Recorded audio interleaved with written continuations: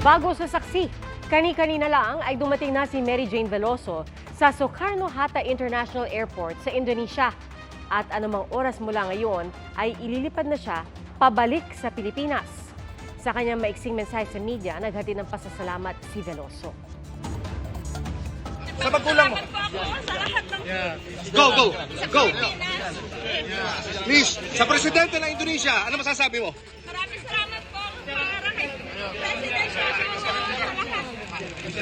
Kay Pangulong Marcos, please. Last, kay Pangulong.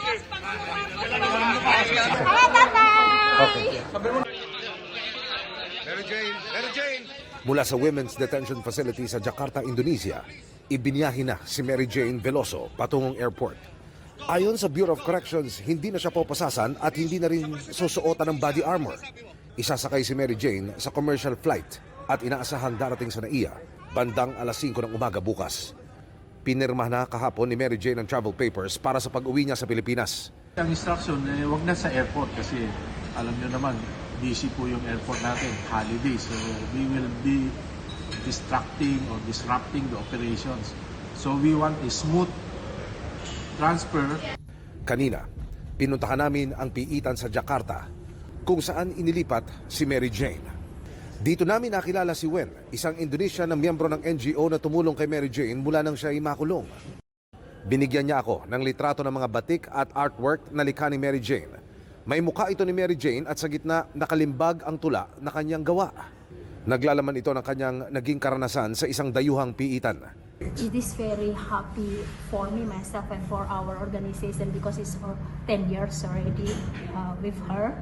It's really touching me. Yeah. Because every year I visit her in Yogyakarta. Halos 15 taon ding nakulong sa Indonesia si Mary Jane matapos mahulihan ng heroin sa maletang pinabitbit ng umano sa kanya. Bibitayin na sana noong April 2015 si Veloso pero napigilan ng mamagitan si dating Pangulong Noynoy Aquino. Emosyonal ang mga magulang ni Mary Jane nang makausap ko sila noon dito sa Indonesia. Hanggang nandito kami, ang isipin mo, mahal na mahal ka namin. Ngayon, hindi na maitago ng pamilya ang labis na pagkasabik sa kanyang pagbabalik. Hindi na nga po ako nakakatulog, hindi na makakain. Sigurado pugpug po ang akap namin sa kanya, halik at lalong-lalo na yung dalawang bata. Galing Nueva Ecija, luluwas din pa Maynila ang mga kapatid ni Mary Jane. Lakad sila. Umaasang makikita agad si Mary Jane pagbaba nito sa eroplano. Pero sabi ng Bucor, ididiretso si Mary Jane sa Correctional Institution for Women sa Mandaluyong para sumailalim sa 5-day quarantine.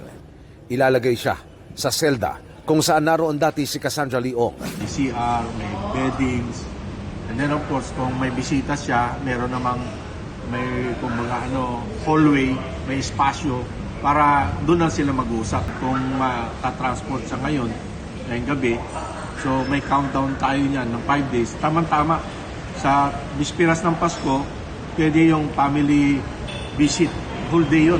Kaya umaapela sa Department of Justice ang abogado ng pamilya Veloso na makita at mahagkan si Mary Jane kahit saglit. Lalo na sa sitwasyon ni Mary Jane.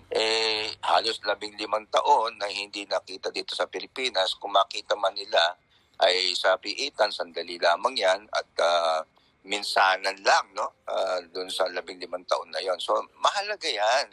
Pero ang pinakahiling ng pamilya, Sana po, pagdating ng 24, ibigyan na ng clemency kaagad ng ating Pangulo para makauwi na po. ayon kay Executive Secretary Lucas Bersamin, wala pa silang masabi kung anong pwedeng mangyari.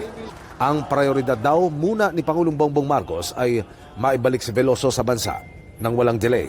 We will not talk about that yet. Let's wait for her repatriation because it's premature to speculate kung what we will do. Nang talungin ng Pangulo tungkol kay Mary Jane sa pagpapasinaya ng One Stop OFW Action Center ng DMW, ang tangi niyang sinabi. Para sa GMA Integrated News, ako si Emil Sumangil, ang inyong saksi.